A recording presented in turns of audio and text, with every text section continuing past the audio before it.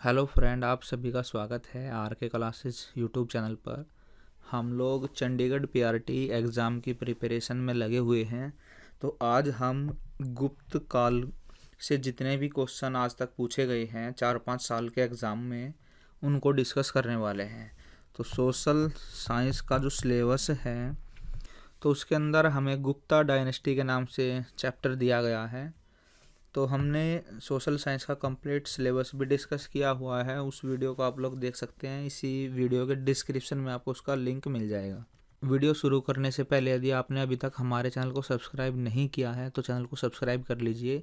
इससे आपको हमारी आने वाली वीडियोज़ की नोटिफिकेशन मिलती रहेगी। तो चलिए वीडियो शुरू करते हैं। देखिए, यहाँ पर इनका ईयर दिया गया है। जितने भी क्वेश्चन हैं सारे प्रीवियस ईयर क्वेश्चन हमने इस चैप्टर से लिए हैं। यहाँ पर आप लोग देख सकते हैं UPSSC, UP constable, RRB, NTPC. इसके अलावा देखिए यूपीपीसीएस, यूपीएसआई, आरआरबी, बीईओ में, यूपीपीसीएस में। तो जितने भी क्वेश्चन हैं सारे किसी ना किसी एग्ज़ाम में पूछे गए हैं। इसके अलावा एसएससी में पूछे गए हैं, सीजीएल में, सीएचएसएल में, एमटीएस में, एसएससी जीडी में, एसएससी के जेईई एग्ज़ाम में। तो सारे क्वेश्चन जो हैं काफ़ी इम्पोर्टेंट हैं। क्वेश्चंस को मैं थोड़ा जूम कर लेता हूँ ताकि आपको किसी भी तरह की कोई प्रॉब्लम ना हो पढ़ने में। साइड में जो ये हमें ईयर दिया गया है या किस कम्पिटिटिव एग्ज़ाम में पूछा गया है वो यहाँ पर इसके साइड में है। मैं इसको थोड़ा सा इधर कर लेता हूँ। तो पहला क्वेश्चन देखते हैं। वह शासक जिसके दरबार में बहुत से विद्वानों को नवरत्न के रूप में अलंकृत किया गया था।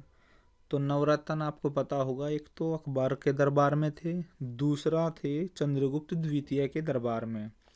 चंद्रगुप्त द्वितीय के दरबार में देखिए नवरत्न थे, जिनमें कालिदास, अमर सिंह, वरुचि, शंकु, धन्वंतरी, कालिदास, ये टोटल 9 जो थे उसके रत्न थे। तो इस क्वेश्चन का आंसर हो जाएगा चंद्रगुप्त द्वितीय। फिर है भारतीय नेपोलियन किसको माना जाता है। तो भारतीय नेपोलियन हम लोग समुद्रगुप्त को मानते हैं और वीणा बजाते हुए इसकी तस्वीर मिली है सिक्कों के ऊपर। सब फिर आगे है सर्वप्रथम चांदी के सिक्के चलाए थे। तो चांदी के सिक्के चलाए थे चंद्रगुप्त द्वितीय ने, जिसने विक्रमादित्य की उपाधि भी धारण की थी। तो देखिए गुप्त टाइम के जो सिक्के थे वो मैं आपको एक बार बता देता हूँ। सोने के सिक्के, सोने, चांदी और तांबे के सिक्के थे उस टाइम पर। तो जो सोने के सिक्के थे इनको कहते थे दिनार, और जो चांदी के सिक्के थे उनका नाम था रूपक या रजत, और जो तांबे के सिक्के थे उनको बोलते थे मास्क। तो ये इनके नाम थे। इसके बाद आगे देखते हैं गुप्त काल में बौद्ध धर्म की चित्रकारी का सबसे अच्छा नमूना कहाँ पर मिलता है। ये मिलता है अजंता की गुफाओं के अंदर। तो इसका हो जाएगा अजंता चित्रकारी से। आगे है दूसरे चंद्रगुप्त के कार्यकाल में भारत का दौरा किसने किया था। तो चीनी यात्री आया था फाहियान। इसका हो जाएगा फाहियान ने। आगे है वह शासक जिसके दरबारी कवि हरिशेन थे। तो हरिशेन थे समुद्रगुप्त के दरबार में। आगे है भारतीय इतिहास में धन्वंतरी थे। तो चंद्रगुप्त विक्रमादित्य के जो नवरत्न थे उनमें धन्वंतरी थे, जो कि प्रसिद्ध चिकित्सक थे। तो इसका हो जाएगा चंद्रगुप्त विक्रमादित्य की सभा को सुशोभित करने वाले प्रसिद्ध चिकित्सक। आगे देखिए गुप्त काल की प्रसिद्ध महिला शासक थी।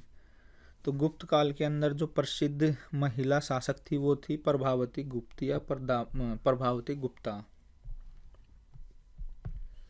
आगे है प्रयाग प्रस्ती, जिसको इलाहाबाद स्तंभ शिलालेख भी कहते हैं, हमें डैश की उपलब्धि के बारे में जानकारी देता है। तो ये हमें समुद्रगुप्त के बारे में जानकारी देता है। आगे है भारत में बीजगणित के क्षेत्र में महत्वपूर्ण योगदान रहा है, ये रहा है आर्यभट्ट का। इसके अलावा देखिए शून्य की जो शून्य के बारे में भी इन्होंने ही बताया था, तो शून्य से भी इनका नाम जुड़ा हुआ है और भारत का जो पहला सैटेलाइट है उसका नाम भी आर्यभट्ट है। अगला क्वेश्चन है चंद्रगुप्त द्वितीय के 9 रत्नों में से एक हैं। तो ये देखिए आपके ऑप्शन के ऊपर डिपेंड करेगा कि आपके एग्जाम में क्या क्या ऑप्शन दिए गए हैं। तो इसके जो 9 रत्न है मैं आपको एक बार बता देता हूँ। कालिदास, धन्वंतरी, शपणक, वरुचि, अमर सिंह, शंकु, फिर है वेताल भट्ट, फिर है गट पर कर, गट ये है गट कर पर, ऊपर पे रहे। तो ये हो गए इसके 1 2 3 4 5 6 7 8 और एक हो जाएंगे वराह मिहिर। तो ये चंद्रगुप्त द्वितीय के दरबार में 9 रत्न थे। तो देखिए जो कालिदास है उनका नाम जुड़ा हुआ है महाकवि से, और धन्वंतरी थे ये वराहमिहिर चिकित्सक थे। धन्वंतरी और शपणक जो थे ये ज्योतिषी से संबंधित थे। अमर सिंह कोशकार थे और वराहमिहिर बेताल भट्ट, इसके अलावा घटकर पर, तो ये थे खगोल विज्ञानी। इसके बाद आगे है भारत के नेपोलियन। तो देखिए नेपोलियन के नाम से जाने जाते थे समुद्रगुप्त। इसके बाद आगे देखते हैं, आगे है प्राचीन भारतीय इतिहास के सबसे महत्वपूर्ण शासकों में चंद्रगुप्त द्वितीय। इसकी पुत्री का नाम जुड़ा हुआ है। इसकी पुत्री का नाम हमने पीछे भी पढ़ा था, प्रभावती गुप्त। आगे है विक्रमादित्य डैश प्रसिद्ध गुप्त शासक का अन्य नाम है। तो विक्रमादित्य चंद्रगुप्त द्वितीय का ही नाम है। चंद्रगुप्त द्वितीय ने विक्रमादित्य की उपाधि धारण की थी। इसके बाद आगे है सुप्रसिद्ध काव्य मेघदूत। मेघदूत की रचना आप सभी को पता होगा कालिदास ने की थी, तो इसका कालिदास हो जाएगा। आगे है प्रशस्ति में डैश, इसके शासकों ने अपनी उपलब्धियां लिखवाई।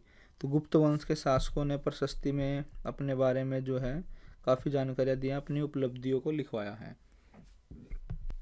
आगे है गुप्त साम्राज्य के राजाओं में से डैश एक अच्छा वीणा वादक भी था। ये मैंने आपको समुद्रगुप्त के बारे में जब हमने पढ़ा था वहाँ पर बताया था कि इसके सिक्कों पर इसकी तस्वीर मिली है वीणा बजाते हुए की।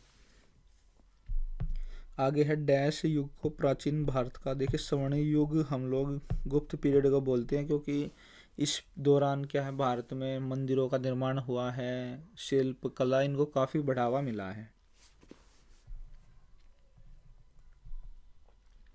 इसके बाद आगे देखते हैं, आगे है नालंदा विश्वविद्यालय को दुनिया के जो महान प्राचीन विश्वविद्यालय हैं उनमें से ये एक है और बौद्ध धर्म का ये शैक्षणिक केंद्र रहा है। तो इसकी स्थापना किस शासक ने करवाई थी? तो गुप्त टाइम पर ही इसकी जो है स्थापना होती है और आप सभी को पता होगा कुमारगुप्त फर्स्ट ने इसकी स्थापना करवाई थी। तो इसका आंसर हो जाएगा कुमारगुप्त प्रथम। आगे है चंद्रगुप्त प्रथम के बाद गुप्त साम्राज्य की बागडोर संभाली। तो चंद्रगुप्त फर्स्ट के बाद समुद्रगुप्त ने इसकी कमान संभाली थी या इसकी बागडोर संभाली थी। चौथी शताब्दी की शुरुआत में गुप्तों ने डैश में एक छोटा सा साम्राज्य स्थापित कर लिया था। तो इन्होंने मगध में जो है अपना साम्राज्य स्थापित किया था। तो देखिए मगध पर शासन करने वाले जो शुरू के क्या नाम है वंश हुए हैं उनको हम लोग ट्रिक से याद कर सकते हैं। इसकी ट्रिक आपको इंटरनेट पर भी मिल जाएगी, हसीन मोर करके ट्रिक मिलेगी आपको। तो है से बन जाता है हर्यंक वंश। इसके बाद सी से शिशुनाग वंश, इस सी से शिशुनाग वंश आया था। इसके बाद न से नंद वंश और मोर से मौर्य वंश। तो इस तरह से आप लोग 1 2 3 4 वंश की जो क्रोनोलॉजी है उसको आप लोग याद कर सकते हैं। आगे देखिए, डैश नगर गुप्त वंश की राजधानी थी। तो गुप्तों की जो राजधानी थी वो पाटलिपुत्र थी। आगे है गुप्त साम्राज्य की इसके वास्तविक संस्थापक कौन थे? तो इसके थे श्रीगुप्त। आगे है, गुप्त काल के दौरान चीन के खालिस्तान यात्री ने भारत का भ्रमण किया था। तो फाहियान आए थे उस टाइम पर, इसका हो जाएगा फाहियान। आगे है, चंद्रगुप्त द्वितीय ने गुप्त साम्राज्य का डैश ईस्वी में गुजरात तक विस्तार कर लिया था। तो 390 ईस्वी तक। देखिए, गुप्त इनकी कैपिटल थी पाटलिपुत्र, और साम्राज्य की शुरुआत इन्होंने छोटे से उससे एरिया से की थी, मगध से। तो गुजरात तक ये फैल गई थी। तो इसका हो जाएगा 390। 390 ईस्वी में ये गुजरात तक इन्होंने अपना एक्सपेंशन कर लिया था। फिर है भीतरी स्तंभ शिलालेख गुप्त साम्राज्य के शासनकाल के समय की है जो संबंधित है। तो ये स्कंदगुप्त से संबंधित है। आगे है, मंदसौर प्रशस्ति उपलब्धियों का विवरण प्रस्तुत करता है। तो इसका हो जाएगा कुमारगुप्त फर्स्ट। इसके बाद आगे देखते हैं। आगे है, शक विजय के संदर्भ में सबसे सबल प्रमाण नरेश की रजत मुद्राएं है। मतलब किस आना था यहाँ पर, किस राजा की रजत मुद्राएं हैं? रजत मुद्राएं होती हैं चांदी की। तो शकों पर विजय प्राप्त करने के बाद चांदी की मुद्राएं बनवाई थी चंद्रगुप्त द्वितीय ने। ये हो जाएगा चंद्रगुप्त द्वितीय। तो ये भी सेम ही हो जाएगा। रजत सिक्के जारी सबसे पहले किसने करे थे? तो चंद्रगुप्त द्वितीय ने ही करे थे।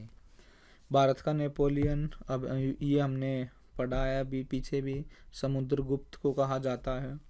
शक विजेता, तो शकों पर विजेता चंद्रगुप्त द्वितीय ने की थी। तो देखिए, शकों पर विजय करी थी, इसके बाद इन्होंने क्या करा था? रजत के या सिक्के जारी कराए थे। फिर है गुप्त शासक जिसने हूणों पर विजय प्राप्त करी थी। तो हूणों पर विजय प्राप्त की थी स्कंदगुप्त ने। आगे है, गुप्त स्वर्ण मुद्रा को हमने अभी पीछे पढ़ा था, सोने की मुद्रा को दिनार कहते थे उस टाइम पर। आगे है, गुप्त अभिलेख में दिनार किसका वाचक है? तो ये यहाँ पर देखिए, यहाँ पर इसमें मिस्टेक दी गई है। दिनार जो है, एक मिनट रुकिए, तो दिनार को हम लोग कांस्य से सिक्का नहीं बोलते थे। दिनार को हम लोग किसका था? ये सोने का था। स्वर्ण सिक्के या सोने के सिक्के को हम लोग बोलते थे दिनार। एक मिनट रुकिए।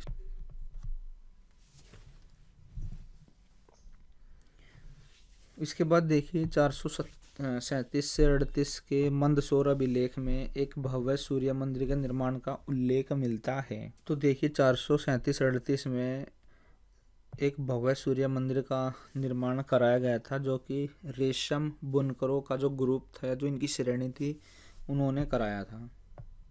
तो इसका हो जाएगा रेशम बुनकरों की श्रेणी। फिर है, सारनाथ की भूमि स्पर्श करने वाली बुद्ध प्रतिमा कालांकित है। तो ये गुप्त पीरियड की है, ये गुप्त काल से संबंधित है। आगे है, प्राचीन भारत में वह वंश जिसके शासनकाल को स्वर्ण युग कहा जाता है। तो स्वर्ण युग गुप्त पीरियड को ही बोला जाता है। फिर है, राजवंश जो हूणों के आक्रमण से अत्यंत विचलित हुआ। तो हूणों के आक्रमण से विचलित हुआ था गुप्त वंश। इसके बाद देखिए, आगे है, भाग और बलि थे। तो भाग और बलि जो थे वो उस टाइम पर राजस्व के स्रोत होते थे, मतलब टैक्स होते थे। इसके बाद आगे है, गुप्तकालीन स्वर्ण मुद्राएं हैं। तो दिनार हमने पीछे पढ़ा था, भारतीय दर्शन की प्रारंभिक शाखा है। तो इसका हो जाएगा सांख्य। और आप सभी को पता होगा कपिल मुनि जी का नाम जो है इन्हीं से जुड़ा हुआ है। फिर है कर्म का सिद्धांत संबंधित है, तो ये मीमांसा से संबंधित है। आगे है ज्ञान दर्शन के प्रतिपादक हैं पतंजलि, तो इसका हो जाएगा पतंजलि। फिर देखिए न्याय दर्शन को किसने प्रसारित किया, तो इसका हो जाएगा गौतम। फिर है भारत में आस्तिक और नास्तिक संप्रदायों में विभेदक लक्षण हैं, तो आपको पता होगा आस्तिक नास्तिक जो है ये वेदों में आस्था के हिसाब से बने हैं। जो वेदों में विश्वास रखते हैं वो आस्तिक संप्रदाय हैं, जो विश्वास नहीं करते वेदों में वे हैं नास्तिक। कामरूप में वैष्णव धर्म को लोकप्रिय बनाया, ये बनाया था शंकर देव ने। और कामरूप आपको पता होगा ये असम का पुराना नाम है। असम का पुराना नाम क्या है? कामरूप। बीजगणित के क्षेत्र में योगदान के लिए विशेष रूप से जाने जाते हैं, तो इसका आंसर हो जाएगा आर्यभट्ट। आगे है कालिदास के द्वारा रचित मालविकाग्निमित्र नामक नाटक है,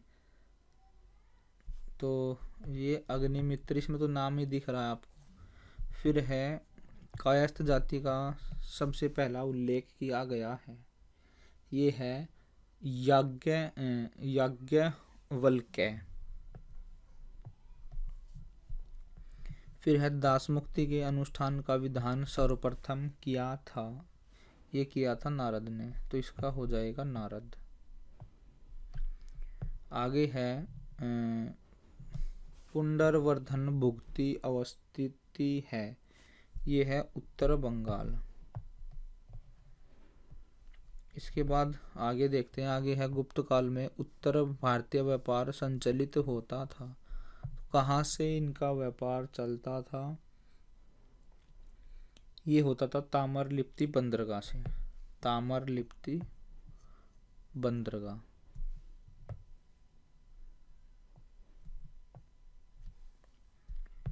आगे है सती प्रथा का सबसे पहला अभिलेख किया संदर्भ प्राप्त हुआ है, तो ये एरन अभिलेख से हमें जो है इसकी सती प्रथा के साक्ष्य मिले हैं। आगे है कुमारगुप्त प्रथम के मंदसौर अभिलेख में श्रेणी का उल्लेख है, तो ये रेशम बुनकरों की श्रेणी का उल्लेख है। सोने के सिक्के जारी करने वाला पहला गुप्त शासक। आगे है चांदी के सिक्के, तो ये क्वेश्चन रिपीटेड है पर एग्जाम के अंदर भी रिपीटेड है, वो किसी और एग्जाम में पूछा गया था, ये किसी और एग्जाम में। देखिए यहाँ पर ये UPPCS 2015 फॉरेस्ट कंजर्वेटर एग्जाम में पूछा गया है। तो चंद्रगुप्त ने द्वितीय ने जब शकों पर विजय प्राप्त की थी, तो उसके बाद इसने क्या है चांदी के सिक्के जारी कराए थे। फिर है समुद्रगुप्त के प्रयाग प्रशस्ति वाले स्तंभ का लेख हमें मिलता है, तो देखिए इसका जो करेक्ट आंसर होगा वो जहांगीर हो जाएगा। तो जहांगीर के बारे में जानकारी भी इससे मिलती है। और जो प्रयाग प्रशस्ति है ये इसका समुद्रगुप्त का दरबारी कवि था हरिसेन, उसने जो है इसकी रचना की थी। और देखिए इसको फिर अकबर ने क्या करा था, इसको इलाहाबाद में शिफ्ट करा दिया था।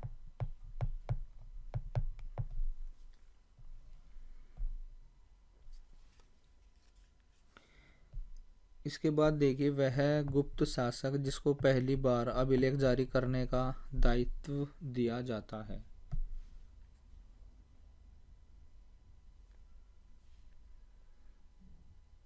तो इसका हो जाएगा समुद्रगुप्त।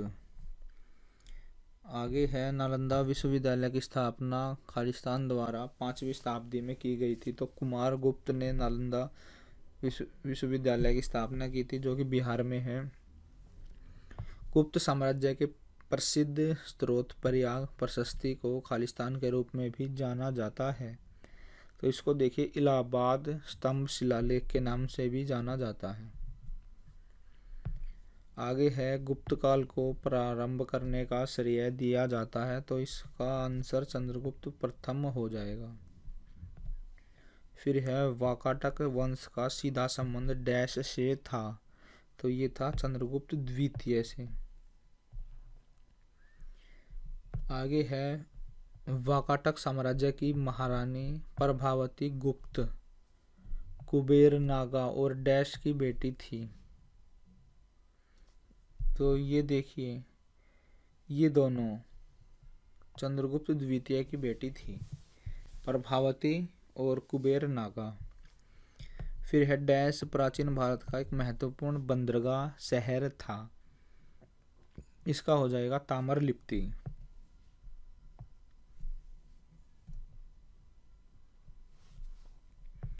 इसके बाद आगे है गुप्त शासकों के अधीन प्रशासन के संदर्भ में भुक्ति शब्द का अर्थ था, तो ये क्या था, एक प्रांत था। आगे है गुप्त प्रशासन के संदर्भ में विधि शब्द डैश को संदर्भित करता है, तो ये करता है प्रशासनिक इकाई को। इसके बाद आगे है गुप्त शासक डैश ने लिच्छवी वंश की लड़की से विवाह किया था, तो इसका हो जाएगा चंद्रगुप्त प्रथम। आगे है 319 से 550 ईस्वी के बीच में डैश ने भारत पर शासन किया था, तो ये जो टाइम पीरियड है ये गुप्त वंश का है। आगे है चंद्रगुप्त प्रथम का उत्तराधिकारी कौन था, ये था समुद्रगुप्त। इसके बाद है गुप्त राजवंश का पहला शासक जिसने महाराजा धीराज की उपाधि धारण की थी, तो ये चंद्रगुप्त ने की थी। इसके बाद है गुप्त शासकों ने डैश नाम का जुर्माना लगाया था, जो जितने भी व्यक्ति उस टाइम पर हल रखते थे उनसे एक प्रकार का टैक्स लिया जाता था, तो उस टैक्स को हली वकर बोलते थे। इसके बाद है चीनी यात्री सुंग यून भारत आया था, तो ये 518 ईस्वी में भारत में आया था। आगे है 6वीं शताब्दी के शुरुआत में भारत की यात्रा करने वाले चीनी यात्री थे, तो यही थे सुंग यून। तो देखिए हमने गुप्त काल से संबंधित क्वेश्चन पढ़े हैं, जो कि काफ़ी इम्पोर्टेंट क्वेश्चन है। उम्मीद करी जाती है कि आपको अपने एग्ज़ाम के अंदर इन्हीं क्वेश्चंस में से मिल जाएंगे। अब देखिए थोड़े से क्वेश्चन हैं, ये 10-12 और क्वेश्चन होंगे मुश्किल से, जो कि गुप्त उत्तर काल के बारे में। एक बार हम लोग इनको भी पढ़ लेते हैं। तो देखिए ये भी सारे इम्पोर्टेंट है, किसी ना किसी एग्ज़ाम में ज़रूर पूछे गए।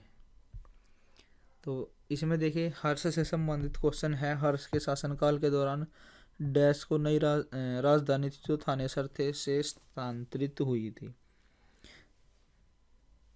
तो जो थानेसर है ये हरियाणा के कुरुक्षेत्र में पड़ता है, आपको पता होगा। और तो यहाँ से जो हर्षवर्धन था वो अपनी राजधानी उसने ट्रांसफ़र करी थी कन्नौज। फिर है हर्ष की राजधानी थी, तो इसका भी हो जाएगा कन्नौज। फिर आगे है पाल राजवंश के सर्वप्रथम राजा थे, तो पाल वंश के थे गोपाल। फिर है हर्षवर्धन के 5 इंडीज को अपने नियंत्रण में लिया था, ये 5 इंडीज थे। तो देखिए ये थे पंजाब, कन्नौज, बंगाल, बिहार और उड़ीसा।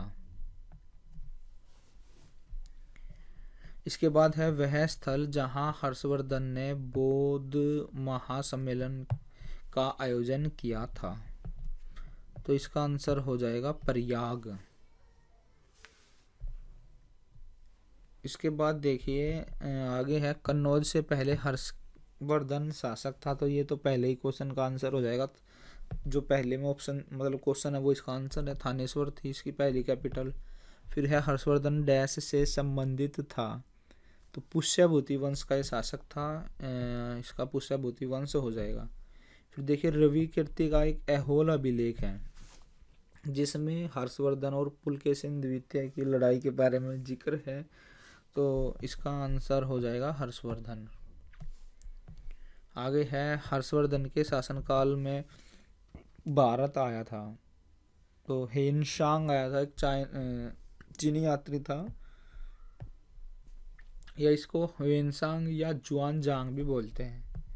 फिर है राजा हर्षवर्धन के दरबारी कवि थे बाणभट्ट, और इसने रचना की थी हर्षचरित्र की, हर्षचरित्र।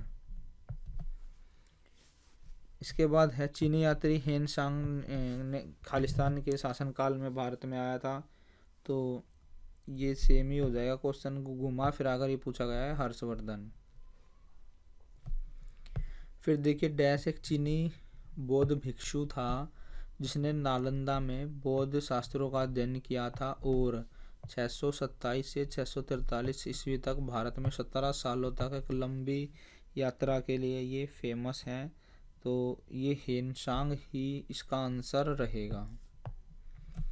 तो इस वीडियो के अंदर हमने गुप्त साम्राज्य से संबंधित और उत्तर गुप्त साम्राज्य से संबंधित क्वेश्चंस पढ़े हैं। उम्मीद करते हैं आपको ये वीडियो पसंद आई होगी। यदि ये वीडियो आपको पसंद आई हो तो इस वीडियो को आप लोग लाइक करिए, शेयर करिए और कमेंट बॉक्स के अंदर अपने कमेंट ज़रूर डालिएगा।